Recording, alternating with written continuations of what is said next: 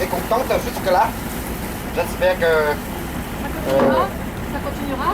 Oui, donc ça va quoi. Par la politesse, les Français répondent tout le temps oui. Oui, on est content. Bah oui, moi je suis pas Par le plan, notre bateau est là. Mais après la c'est là. À certains moments, hier, vous avez vu le pont, le courant, donc, là-bas, dans le temps, c'est le pas. Avant de se mais là, c'est le pont. Le pont, dans le pont, le pont pour aller, c'est l'argent donné. C'est pas emprunté, l'argent donné. C'est pas Australie. Donc, c'est déjà toujours. Donc, là, c'est pas important parce que c'est le premier pays à l'état petit. Là, la situation qu'on a fait, la parce que l'Afrique australienne, l'Afrique australienne était à côté de l'Afrique américaine pendant la guerre. Et c'est pourquoi l'Australie pouvait être après le un milliard avec les Australiens. Et maintenant, en Australie, il y a un milliard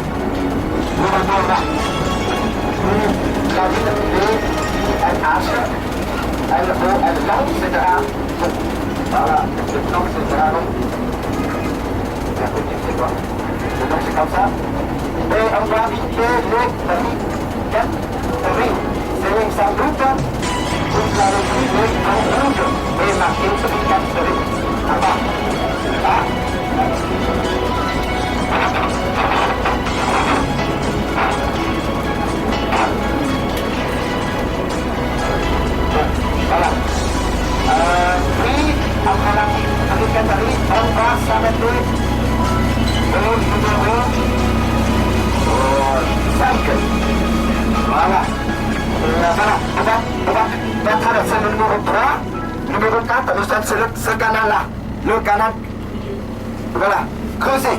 Dès que vous voyez un canal tout droit, c'est creusé, et un canal comme ça, c'est naturel, c'est ce qu'on appelle l'arroyo.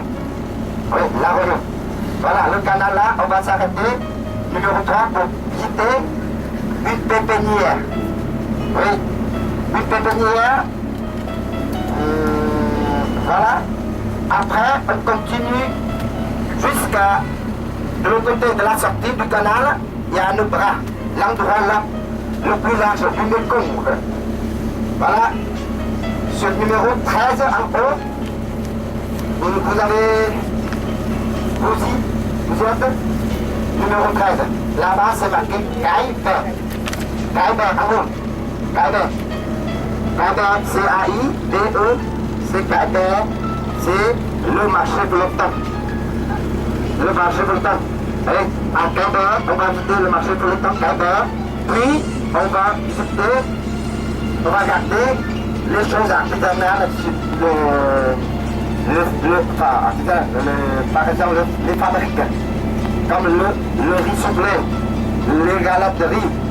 Et sur place, on va goûter les produits agricoles, etc. Et là-bas, je vous invite à boire une liqueur qui s'appelle le batonique. Non, il y a serpent, mais vous n'avez pas serpent, vous pouvez goûter le batonique des racines de plantes médicinales. Ah, très bien. Qui a mal au dos. Mon père a 82 ans. Chaque repas, il boit un verre de vin tonique. Donc je place, pourquoi je parle le vin tonique et pourquoi on va regarder comment on fait l'âne de riz à l'alambic. Voilà. Voilà. Et sur place, vous avez le temps d'acheter le petit, etc. Et surtout là-bas, il y a un thé au jasmin très bon. Vous allez goûter tout ça. Bon. Oui. Et voilà, c'est terminé pour ce matin, vers 11h30. Et la sortie du canal, vous verrez, Tom Dieu vous attend déjà là. Voilà, c'est-à-dire, le Tom Dieu, on est là, et on va passer là. C'est-à-dire, s'il vous plaît, hier j'ai oublié de vous dire que vous êtes maintenant sur le Mekong. Mekong, parce qu'il y a deux bras. Ici, c'est au milieu du Mekong, dans le territoire du Vietnam. 100 km environ, c'est la mer. 100 km, c'est le Cambodge. Et c'est-à-dire, hier, la ville de Tolok se trouve sur le bras inférieur, ce que les Français disaient dans le temps, le Bassac. Et celui-là, les Français disaient le Mekong. Nous, on dit que le bras supérieur. Supérieur et postérieur. Et celui-là, c'est supérieur. Ou bien Mekong. Voilà. En deux bras, on a environ, chaque bras, 220 km. Ah, mesdames et messieurs, Tao, maintenant je suis plus de 50 touriste, maintenant je suis 3 je porte voilà. Voilà, maintenant, aujourd'hui, je travaille pour 3 villes. Et mais cette travail, c'est pour 50 touristes. Voilà. Et petit choc. Oui, petit choc.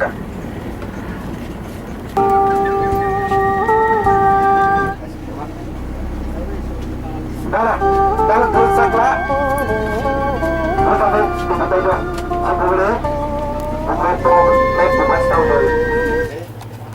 Là, le principal, la principale du Mekong, vous savez, c'est pourquoi au bord de l'eau pour transporter. Voilà, maintenant on va vous faire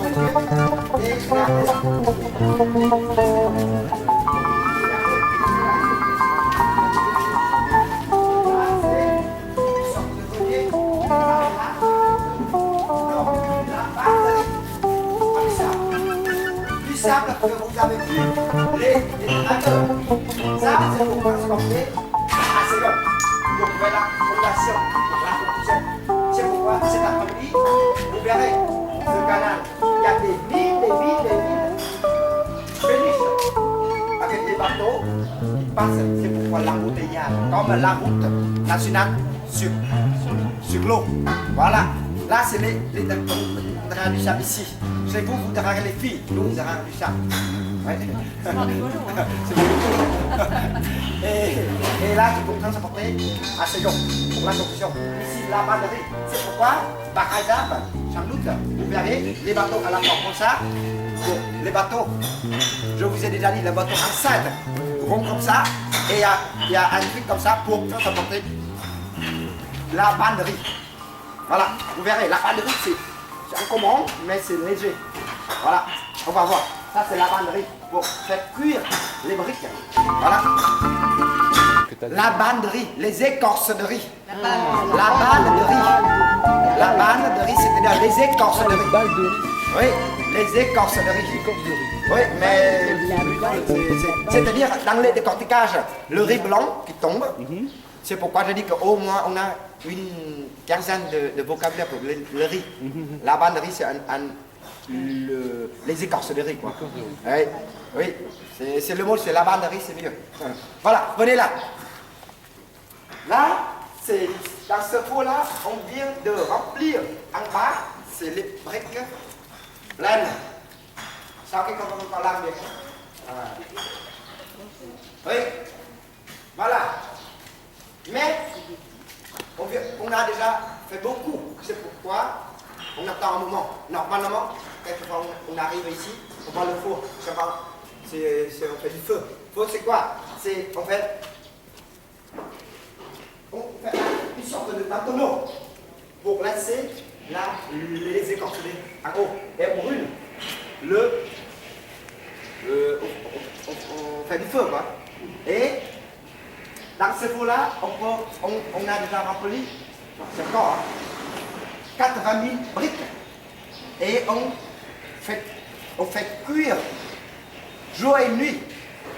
On fait du feu jour et nuit pendant 3 semaines. 3 semaines. Chez vous, c'est le gaz. C'est le gaz. Mais dans le nord, c'est le charbon. C'est pourquoi il y a beaucoup de charbon à la baie d'Allan. Tandis que chez nous, on n'a pas de charbon, on fait c'est du bois. Mais ici, il n'y a pas de bois. C'est pour qu'on a assez de riz. Et pour faire cuire. Pendant les écorces de riz brûlent jour et nuit pendant 3 semaines. Et à la fin, on ferme la porte et on laisse refroidir pendant 1 semaine, c'est-à-dire 1 mois. Comme ça, pendant 1 mois comme ça, on a 80 000 briques derrière vous.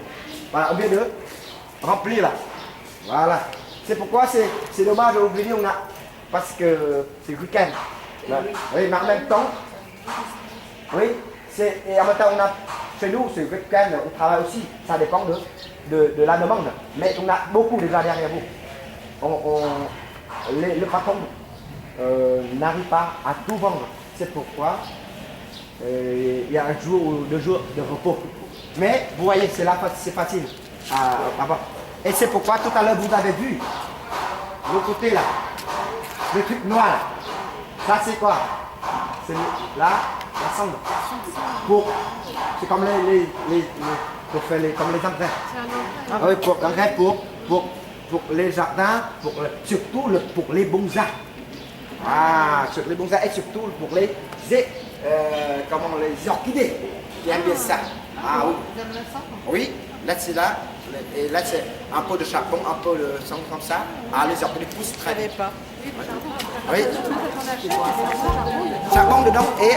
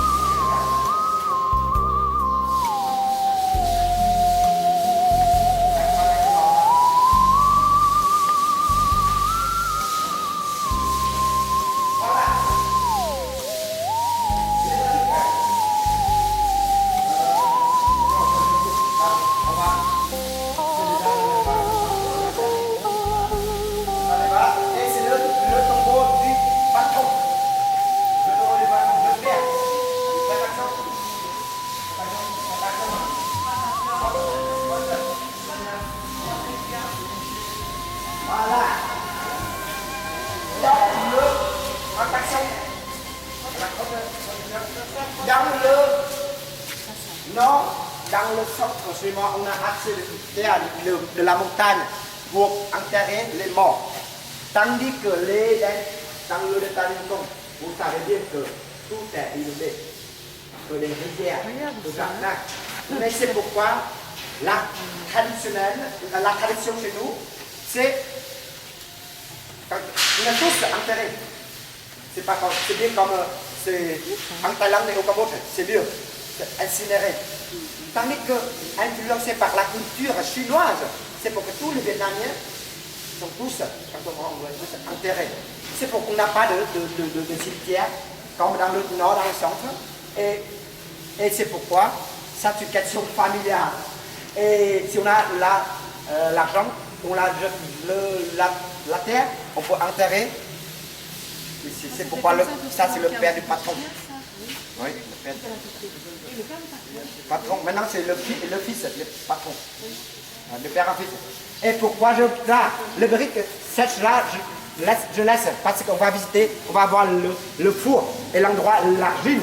Et là, derrière vous, c'est les briques. Mais on sèche là pendant une semaine avant de mettre dans le four. Et voilà. Et non seulement on fait des briques, mais on fait aussi les de poterie. La poterie là, le patron, il est un peu gourmand, il a fait ça à l'époque où, il y a quelques années, il n'avait pas encore de crise mondiale, crise économique. C'est pourquoi, à la demande des pays comme le Laos, le Cambodge, le Cambodge et la Thaïlande, il a fait beaucoup pour vendre, mais pour exporter plutôt. Maintenant, à un moment de la crise, c'est pourquoi on n'achète plus, et là, on laisse là pour local.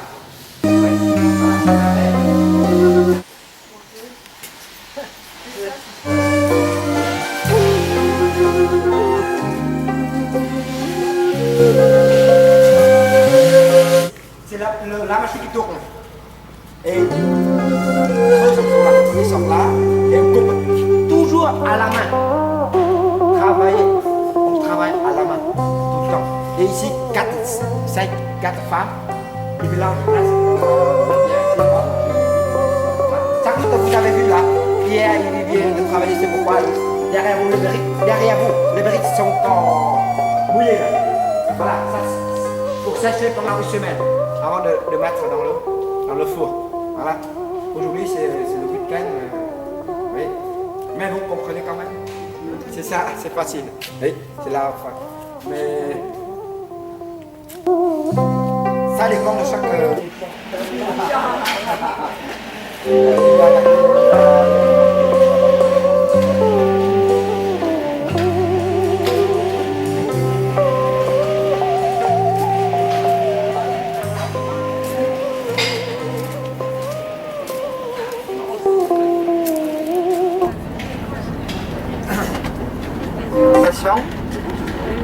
Sinon, il y a quelqu'un qui m'a posé une question. Si on n'a pas d'argent, on peut enterrer les morts. Oui, c'est une bonne question, mais c'est pas facile à répondre. Par exemple, de toute façon, chez nous, même si on est pauvre, mais chez nous, on vit en communauté. Chaque famille, oui, bien sûr, à l'enterrement, c'est avant l'enterrement, on a déjà, chacun vient dans l'argent, c'est pas comme vous. Vous passez à l'église et dans quelques pièces, vous paierez. De chez nous, comme ça, on vient avec une enveloppe.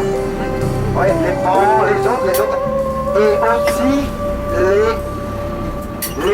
le village, dans un village, au moins 2000 personnes, et chaque personne qui donne, même $1, plus que ça, maintenant c'est plus que ça, hein, c'est pas $1, au moins $2, 50 000 dons. Mais les autres ils donnent un peu plus, 100 000 dons. C'est comme ça. Et bien sûr, il faut acheter le terrain, mais on paye après. Vous comprenez? Les autres ils achètent d'abord. Ici, dans les rizières, une parcelle de rizière de quelqu'un. Donc là, on va enterrer ça, on va creuser le trou, oui.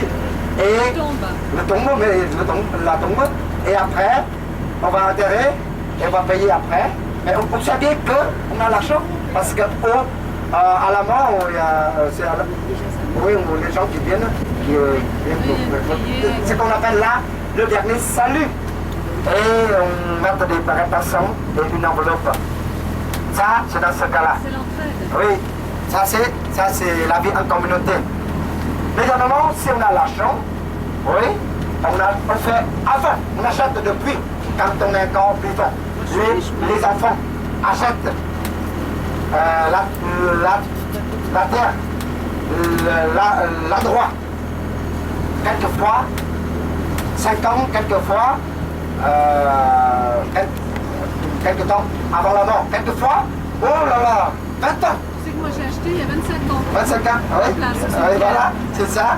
C'est ça. À cimetière chez nous, les cimetières familiaux, ça n'existe plus. Surtout, ça n'existe pas dans le delta de Mekong. D'abord, en ville, c'est déjà fini. C'est déjà plein. Et chez nous, dans le centre, c'est facile parce que la montagne, la chaîne, en Amérique, il n'y a que la région montagneuse. C'est incultivable. On ne peut pas cultiver là, le roi là, on nous plante des arbres, comme le sapin, etc. Et chacun peut choisir gratuitement un endroit. C'est dans le centre, c'est pauvre, mais c'est quand on est pour garder bien, contre l'érosion. Et puis, c'est dans la même famille, mais à seconde et cette famille, ce soir vous passez, demain vous verrez la même famille d'arbres, mais c'est pas le même nom. C'est quoi? Les mangroves. Les mangroves qui poussent dans l'eau se battent. Et l'eau salée. Tandis qu'ici c'est l'eau douce. Hein? C'est facile à reconnaître les mangroves et les paludiers avec les racines aériennes. Voilà. Et de temps en temps on voit les quelques cigognes. Oui, mais on ne voit pas plus. Il n'y a pas d'oiseaux ici. Pourquoi? Parce qu'on chasse tous. Mais dans le état de Mekong, il y a 3 endroits. Là, ce qu'on a les réserves protégés par l'État, par le plan.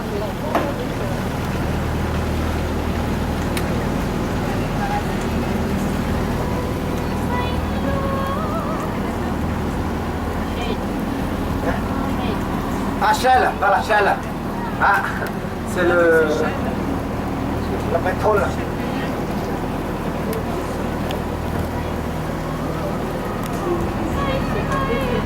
Cette stade, voilà, comme le vide, quoi.